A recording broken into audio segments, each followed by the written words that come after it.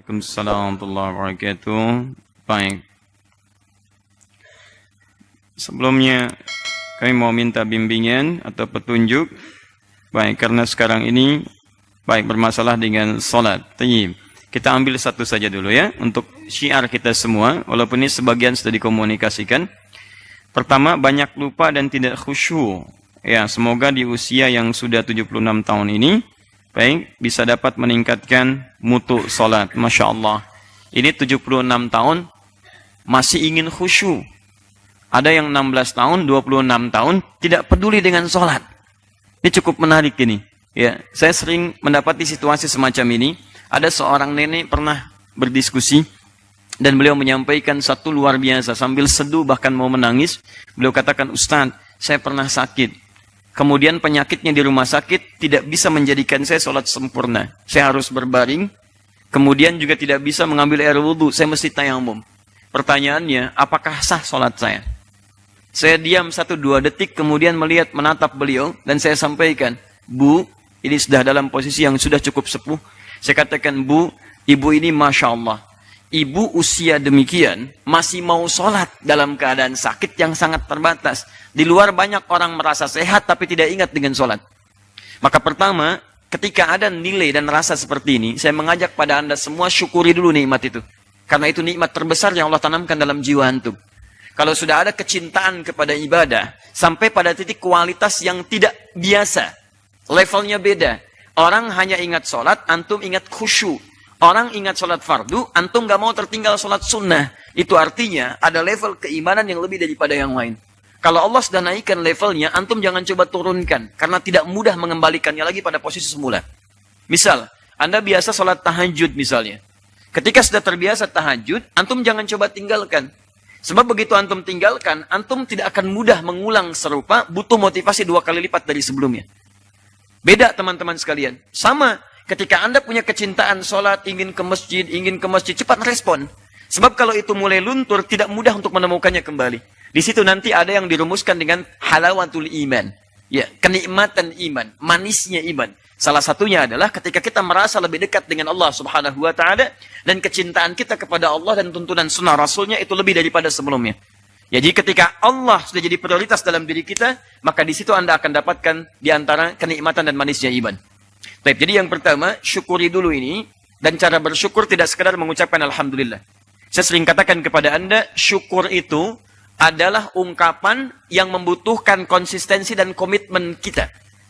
Dalam bahasa bebasnya, syukur itu ungkapan terima kasih atas nikmat yang diberikan oleh Allah kepada kita, dengan cara menggunakan nikmat itu sesuai dengan peruntukan yang Allah tetapkan. Misal, Anda diberikan nikmat sehat mata. Anda ingin mensyukuri nikmat mata. Tidak cukup dengan Alhamdulillah. Tapi gunakan mata ini sesuai dengan fungsi yang telah Allah tetapkan. Apa kata Allah? Kullil mu'minina yaghuddu min absarihim. Katakan pada pria-pria yang merasa beriman, hanya boleh lihat yang baik-baik saja. Ayat 31-nya untuk perempuan di surah 24. Wa kullil mu'minati yaghuddna min absarihinna. Katakan pada perempuan-perempuan yang merasa punya iman, matanya lihat yang baik-baik saja.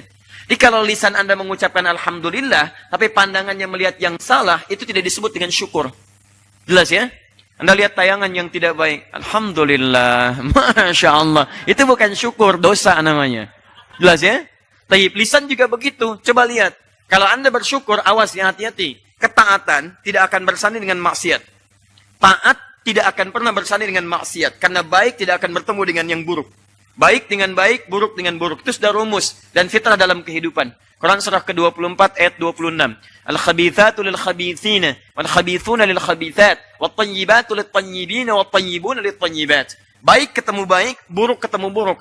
Jadi, maaf, taat itu baik, maksiat itu buruk. Jadi taat gak akan bersanding dengan keburukan. Misal, sholat itu taat, mencela itu maksiat.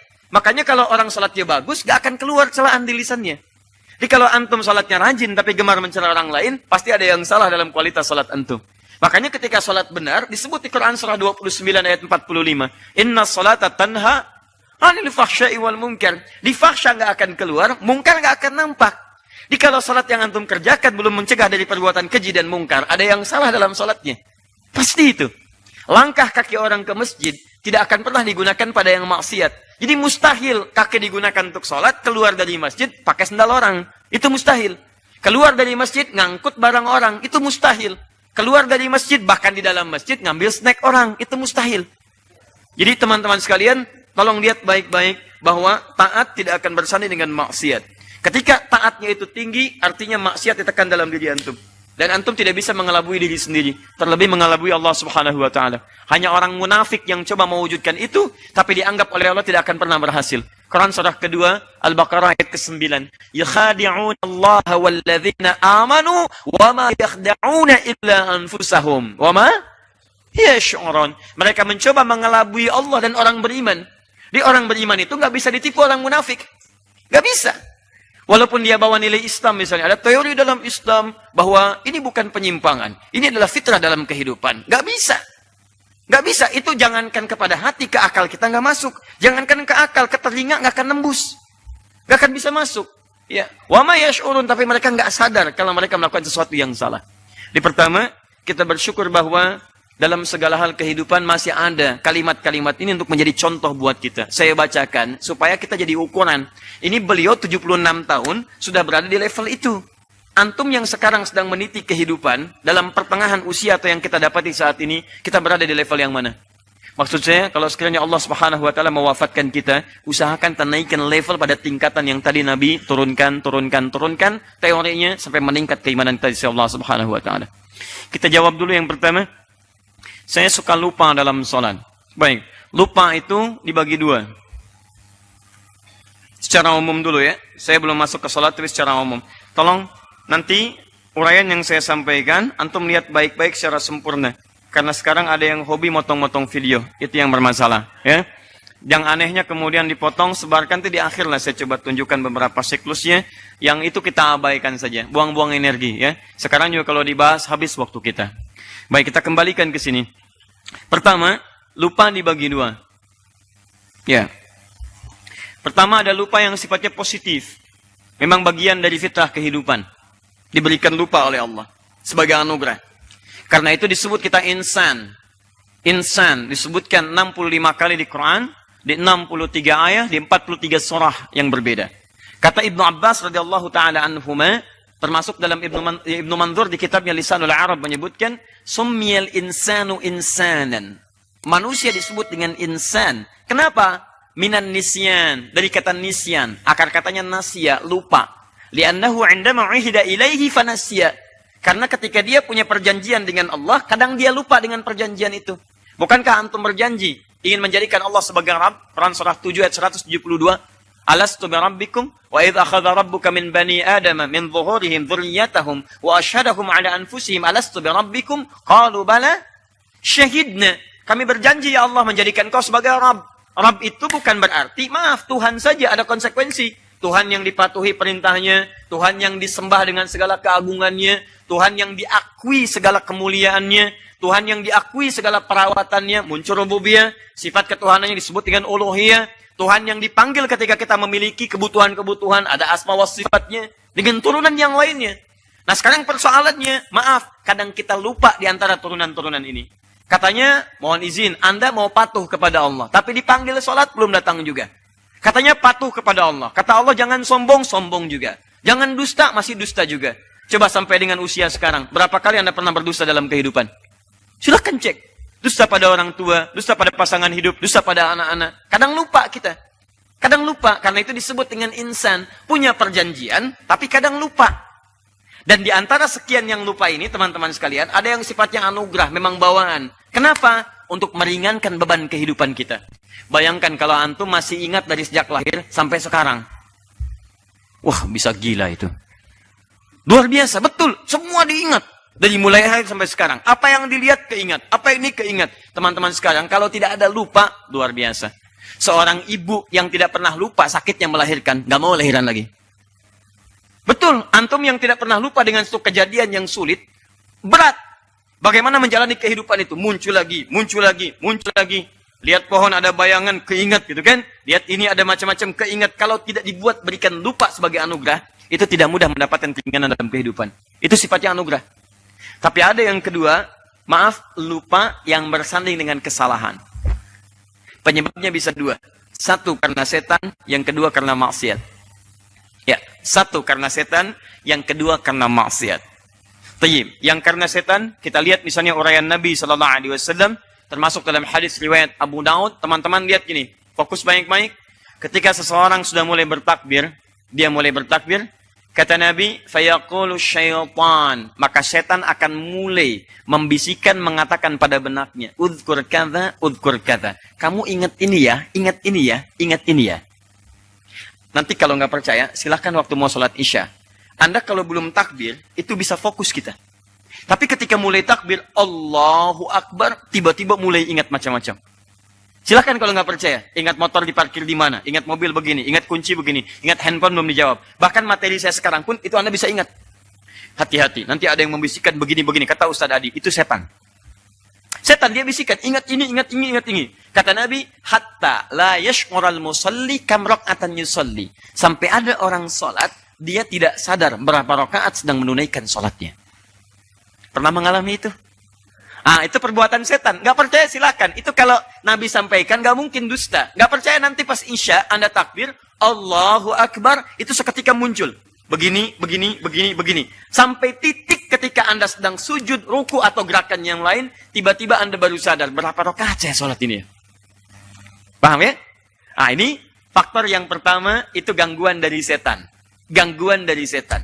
Itu kalau dibawa ke dalam konteks sholat tadi. Ya, kita langsung spesifik pada jawabannya. Allah.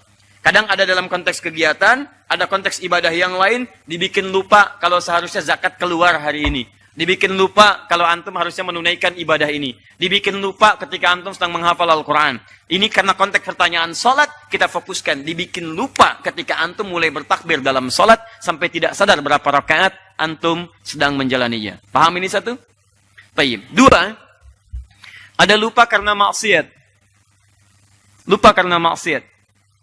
Awas, hati-hati ya. Hati-hati teman-teman sekalian. Saya katakan dari awal tadi, taat tidak akan bersanding dengan maksiat. Ingat kepada Allah. Semua kegiatan yang menjadikan kita ingat dengan Allah, di Quran disebut dengan zikron. Sedangkan zikron, itu sekarang dalam bahasa Arab disebut dengan sesuatu untuk mengingat. Ingat. Lawan dari lupa apa? Ingat. Jadi ketika antum menyebut ingat, itu zikir namanya. Makanya ketika Anda diminta untuk mengingat menghafal Quran, mengingat-ingat Quran menghafalkannya, bahasa Qurannya zikrun.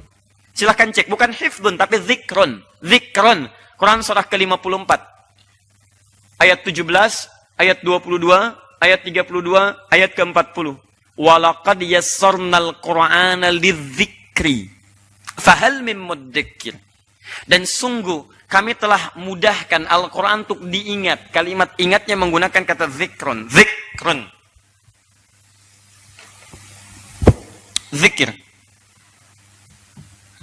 Ingat. Bisa diartikan juga menghafal. Uzkur. Coba ingat-ingat. Coba sebutkan. Atadzkur, apa kamu ingat? Dan seterusnya. Zakir, yang mengingatkan. Fadzakir, coba ingatkan. Fadzakir innama anta mudzakir. Wa dzakir fa inna dzikra tanfa'ul mu'minin. Dzakir dari kata dzakara, ingat. Lawan dari ingat itu lupa. Nasya. Nah, lihat baik-baik. Sedangkan zikir di Quran, segala aktivitas yang tidak sekedar menjadikan kita ingat, tapi ingatan ini diarahkan kepada Allah Subhanahu wa taala. Jadi bukan sekedar ingat, tapi dijadikan semua ingatan ini terhubung dengan Allah Subhanahu wa taala. Ya, fokus. Mau jalan, ingat Allah. Mau makan, ingat Allah. Mau kerja, ingat Allah. Karena itu dalam Al-Quran, semua kata zikir yang disebutkan, itu tidak akan pernah keluar dari konteks ibadah dan ketaatan pada Allah Subhanahu wa ta'ala. Contoh, perhatikan baik-baik, saya agak percepat sedikit. Salat disebut dengan zikir. Salat, misalnya. Itu disebut dengan zikir.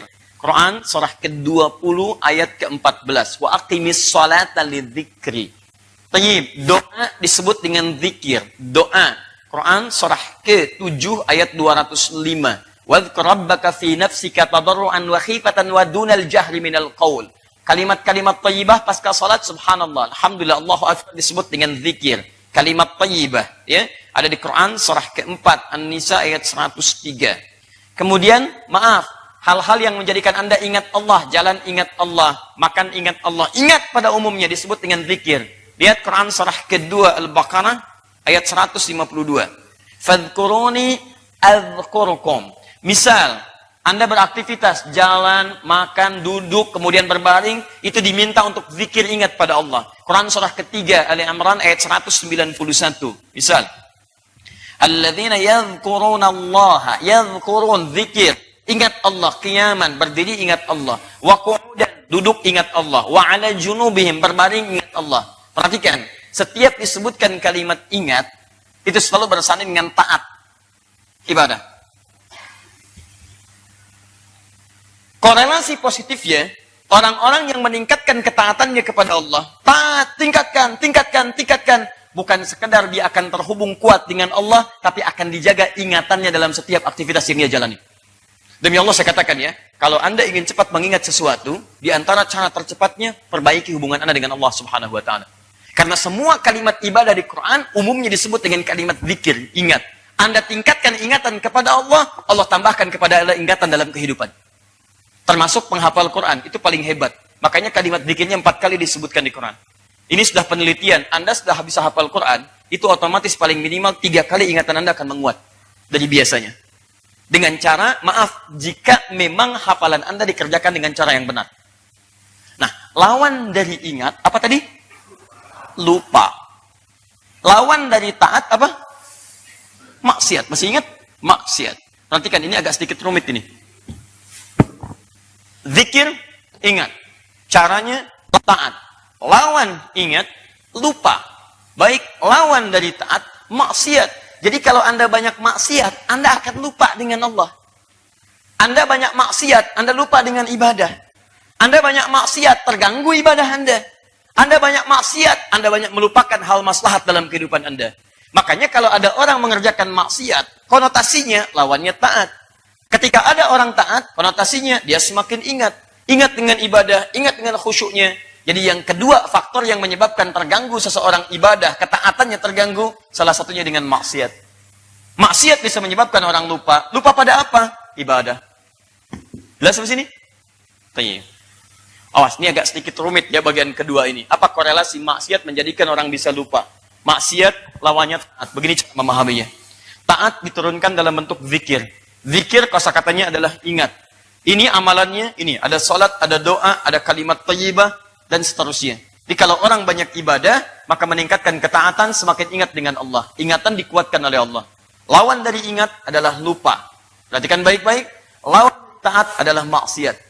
Korelasinya, kalau orang banyak maksiat, dia akan banyak lupa. Apa yang pertama dilupakan? Ibadah. Ibadah. Ya, karena kontra, paradoks atau lawan daripada lupa di sini adalah ingat terkait dengan ibadah. Makanya kalau ada orang lupa dalam ibadahnya, tidak fokus dalam ibadah, coba cek dulu. Antum mengerjakan maksiat apa sebelum ibadah itu? Karena hanya orang yang melakukan maksiat, dia tidak akan peduli dengan ibadahnya. Karena itu ketika orang munafik disebut di Quran ibadah, disebut oleh Quran, kalaupun sholat, malas dia. Kalaupun ingat dalam sholatnya, cuma sedikit, yang lainnya mikirin yang lain. Buka Quran surah keempat ayat 142, paling kanan sebelah atas. An-Nisa ayat 142. Ini prakteknya. Ini teorinya, ini turunannya, ini prakteknya. Innal munafiqina yukhadi'una Allah wa huwa khadi'uhum. Wa idza qamu ila as-salati qamu kusala. Yura'una an-nasa wa la yadhkuruna Allah illa qalila. Innal munafiqina, sungguh orang-orang munafik itu. Lihat kalimatnya. Yukhadi'una Allah, mereka mencoba mengelabui Allah dalam ibadahnya. Jadi mereka pura-pura seperti ibadah, padahal nggak fokus dengan ibadah. Munafik itu kan termasuk tingkat tertinggi dalam maksiat. Termasuk tertinggi. Makanya muaranya neraka jahanam, Pak, Bu. Munafik itu, muara terbesarnya neraka jahanam. Lihat ayat 140-nya. Quran surah keempat, ayat 140, paling kiri sebelah bawah. Langsung ke ujung ayatnya. Innallaha jami'ul munafiqina wal kafirina fi jahannama jami'a. Allah akan menghimpun orang munafik bersama dengan orang kafir di neraka jahanam keseluruhannya. Nah, awas, lihat baik-baik. Ibadah enggak? Ada yang ibadah. Cuman ibadahnya itu karena banyak maksiatnya, dia nggak bisa khusyuk dalam ibadah. Bahkan hanya mengelabui orang saja. Yang penting saya sholat. Dia mencoba menipu Allah. Mengelabui orang sekitarnya supaya kelihatan dia sholat. Yukhadi'una Allah. Maaf. Innal munafiqina yukhadi'una Allah wa huwa khadi'uhum. Padahal dia cuma menipu diri sendiri. Capek-capek kamu sholat. Saya juga nggak perhatikan, kata Allah. Saya nggak nilai, saya nggak berikan pahala. Tapi yang paling menarik, begitu mereka sholat, qamu kusala. Memang sholat, tapi malasnya kelihatan. Jadi kalau Anda, maaf teman-teman, Anda satu kali ada sifat malas dalam ibadah. Misal, mau sholat malas, mau ruku malas, mau sujud malas, hati-hati betul, hati-hati. Anda mesti evaluasi maksiat apa yang Anda kerjakan sampai membuat Anda malas dalam ibadah. Hati-hati. Pasti pernah maksiat tuh. Gak mungkin kalau gak maksiat. Dan yang paling berbahaya adalah pada titik yang tertingginya. Lihat. Wala yadhkuru dzikir. Wala yadhkurunallaha illa qalila. Dan mereka tidak ingat dengan Allah kecuali sedikit saja. Sedikitnya apa? Sedikitnya masih mau sholat. Cuman dalam sholatnya tetap gak ingat Allah. Yang diingat fulan. Ini, itu. Maslahat dunia dan sebagainya. Wala yadhkurunallah. Tidak ingat. Apa lawan tidak ingat? Lupa. Dibuatlah dia lupa dengan nilai ibadahnya. Jadi kalau ibadah, gak ingat Allah, maaf, kadang cepat, kadang lupa rakaat, kadang tidak ada fokus dan sebagainya. Kalau Anda mengalami sifat seperti ini, maaf, coba pikirkan pada diri kita. Dari dua kemungkinan tadi, ada yang positif, ada yang negatif. Di mana posisi kita kalau mengalami seperti itu sesuai dengan pertanyaan Ibu tadi? Ustadz, saya sering lupa kalau sedang sholat, sehingga lupa itu tidak memudahkan saya mendapatkan kekhusyuan. Bagaimana saya supaya khusyuk dan menghilangkan lupa ini? Kalau yang dimaksudkan lupa yang pertama, maka itu bagian yang normal dalam kehidupan. Karena semakin semakin usia berkembang, semakin kelemahan didapatkan. Itu sudah bahasa Quran. Ya, Allah menciptakan kita dari kuat. Semua mimba'ni kuwatin dha'f. Kemudian setelah kuat jadi lemah lagi. Sampai kemudian semakin sepuh, semakin melemah ingatan-ingatan kita. Jadi kalau kemudian Anda mendapatkan bagian pertama, itu normal. Cara untuk bisa menguatkannya lagi, supaya terjaga fokus sholatnya, saya sarankan jangan tinggalkan sholat berjamaah. Itu caranya. Simple. Jadi kalau yang laki-laki ke masjid, perempuan nggak bisa ke masjid di rumah, yang penting jamaah. Sebab kalau berjamaah, ada yang saling mengingatkan. Imam lupa, yang ingatkan siapa? Makmum, pasti itu. Karena imam satu, Lukman. Makmum banyak. Jadi begitu imam lupa, makmum ingatkan. Kalau makmum lupa, siapa yang ingatkan? Tidak. Yang ingatkan suasana berjamaahnya. Nggak mungkin imam ingatkan. Ya, nggak mungkin. Imam nggak bisa nengok ke belakang. Ya, aduh imam saya lupa. Oh, begini caranya. Batal sholatnya semua. Tidak. Imam tidak mungkin mengingatkan. Tapi suasana sholat akan mengingatkan dia. Misal, Anda harusnya misalnya sujud, tiba-tiba Anda keingat ruku. Begitu mau ruku, teman-teman sekarang harusnya sujud. Anda menyadari bagaimana suasana salat jamaah menjadikan semua orang sujud kecuali Anda. Maka saat itulah otomatis Anda akan mengerjakan sujudnya. Paham ya? Anda kira rakaat kedua, Anda berhenti, ternyata semua orang naik.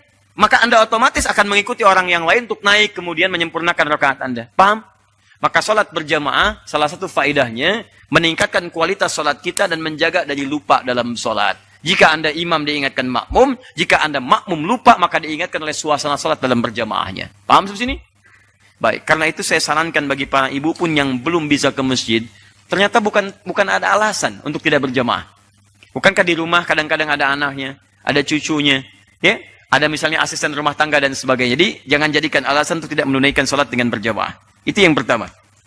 Yang kedua, kalau memang sumbernya dari satu di antara dua, setan atau maksiat, maka caranya adalah pertama, kalau dari setan kita berlindung kepada Allah. Fasta'iz billahi minasyaitonir rajim. Berlindung pada Allah. Bacakan ta'awudz. Bacakan surah-surah untuk perlindungan. Itu boleh. Boleh. Dari hadis-hadis umum disampaikan Nabi SAW. Kadang-kadang kalau sudah jelas, Nabi nggak sampaikan lagi. Karena sudah jelas. Bukan nggak ada contoh, hati-hati. Bukan nggak ada contoh. Salat itu dibuka dengan takbir. Allahu Akbar. Ditutup dengan salam. Pertanyaan saya, boleh nggak sebelum salat saya baca bismillah? Halo? Kalau tidak tahu, katakan. Allahu a'lam. Nah, sekarang kita kembalikan pada kaidah fikihnya. Hati-hati, pahami dengan utuh. Awas, jangan lihat potongan video setelah ini. Awas, hati-hati. Nanti saya kena tahdir lagi itu. Lihat baik-baik teman-teman sekalian. Pertama, ada kaidah yang jelas awal dari akhir. Teori dengan contoh. Yang kedua, ada kaidah yang jelas disampaikan ketentuan umumnya. Yang kalau sudah disebutkan, gak usah kita mengulanginya lagi. Yang penting kaidahnya sudah jelas. Saking jelasnya, Nabi nggak sebutkan lagi. Nabi nggak sebutkan lagi. Contoh misalnya. Kalau antum mau makan, baca apa? Tahu dari mana? Oh, hadis jelas ya. Kata Nabi, samillah, sebut nama Allah. Kata Imam Al-Bukhari, paling gampang bismillahirrahmanirrahim. Paling singkat sebut bismillah. Makan apa saja? Nggak disebutkan. Makan bubur, makan kurma, makan ini, makan itu. Itu makan. Sekarang kalau saya mau pakai pakaian, baca apa? Tahu dari mana? Bismillah kan untuk makan. Ayo. Loh. Kalau tidak tahu katakan apa? Allah Adam. Tapi pertanyaan saya, boleh nggak baca bismillah? Tahu dari mana bolehnya? Katanya Allah Adam. Baik.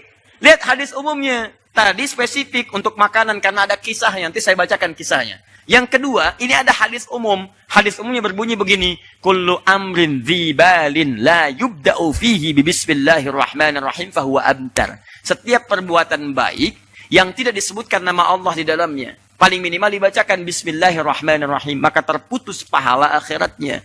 Ini cuma jadi dunia. Ini saya mau minum misalnya. Saya mau minum, tidak saya bacakan bismillah. Bismillahirrahmanirrahim. Saya tidak baca itu. Maka yang saya dapatkan cuma dunia saja. Hilang hausnya, tapi tidak ada nilai pahala akhiratnya.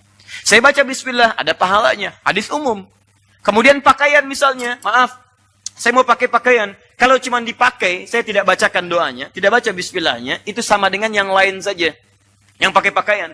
Yang tidak beriman pun mengerjakan itu. Bahkan belinya di toko yang sama, harganya sama, berangkatnya bareng. Ya dipakai ke tempat yang sama, seragam, ya kampus, karyawan, sekolah, dan sebagainya. Kan pakaiannya sama tuh, di tempat-tempat umum. Apa yang membedakan antum dengan orang belum beriman? Kalimat bismillahirrahmanirrahim. Begitu dipakai, dituliskan pahalanya. Bismillahirrahmanirrahim. Baik. Makan baik tidak? Baik. Pakaian baik tidak? Baik. Pakai sendal baik tidak? Baik. Semua aktivitas kita ada doanya. Ketika nggak tahu doanya, bacakan bismillahirrahmanirrahim. Hadis makan itu, kenapa ada khusus lagi disebutkan? Karena pada saat itu ada anaknya Abu Salma. Lihat di Al-Muwatta Imam Malik, nomor hadis 2020, paling kanan sebelah bawah. Datang dia berkunjung kepada Nabi, kemudian di situ dia menyampaikan, ya, maaf, setelah datang, kemudian Nabi hidangkan makanan, anak itu kemudian dengan tangan kanannya ingin menyerobot makanan yang dekat dengan Nabi SAW. Kalau diilustrasikan, dia duduk di seberangnya, makanan kesukaannya ada yang mendekat dengan Nabi. Tangannya masuk ke depan, kata Nabi, ya ghulam, idza quddimat ta'am, khudh biyaminika ma yadik. Hei, duhai anakku sayang, kalau makanan sudah dihidangkan, ambil yang paling dekat denganmu. Yang paling dekat. Kalimat disampaikan pada anak, tapi khitabnya, cara bicaranya tujukan pada orang tua. Maksudnya kalau orang tua bikin makanan, dan tahu anak dengan makanan kesukaannya, maka dekatkan makanan itu pada yang disukainya. Anda punya 2 orang anak, 1 ayam sukanya, 2 tempe sukanya. Maka yang suka ayam, dekatkan ayam kepadanya. Yang suka tempe, dekatkan tempe kepadanya. Sehingga dengan itu memudahkan dia untuk mengambil. Itu maksud hadisnya. Kemudian ambil itu. Dan pada anak kecil, lihat, samillah. Jangan ajarkan doa yang panjang-panjang. Yang penting buat dia paham. Sebut nama Allah. Bismillah. Padahal ada doa makan. Ada doa berpakaian. Ada doa untuk makan. Doa minum. Doa berangkat. Kata Nabi, kalau Anda ingin yang simpel, cukup sebut Bismillah. Bismillah. Ditekankan lagi karena orang yang belum tahu tentang itu. Kalau sudah tahu, nggak usah disebutkan lagi. Sekarang saya tanya pada Anda, saya belum sholat, saya mau sholat nih. Mau sholat, boleh nggak baca bismillah? Kalau pada hadis tadi, kita ambil keumumannya, boleh disebutkan bismillahirrahmanirrahim. Sholat yang belum dimulai. Karena saya mau sholat, mengerjakan kebaikan. Begitu sholat dibuka, dibukanya bukan dengan bismillah, bukanya dengan takbir. Allahu Akbar. Sambil bertakbir, maka hati berniat. Kata Imam Asy-Syafi'i di dalam kitabnya Al-Um, an-niyatu mahalluha fil qalbi muqtarinan bit takbir. Niat tempatnya di hati bersamaan dengan takbir. Ketika lisan mengucapkan Allahu Akbar, hatinya menegaskan saya salat maghrib ya Allah. Saya salat isya ya Allah. Maka di hati ini orang Arab mengatakan usolli fardal isya 4 rakaat. Hatinya menyampaikan, ya Allah saya mau salat isya 4 rakaat. Kita misalnya bukan orang Arab, boleh di hati mengatakan, ya Allah saya mau salat isya 4 rakaat. Sah. Lisan bertakbir.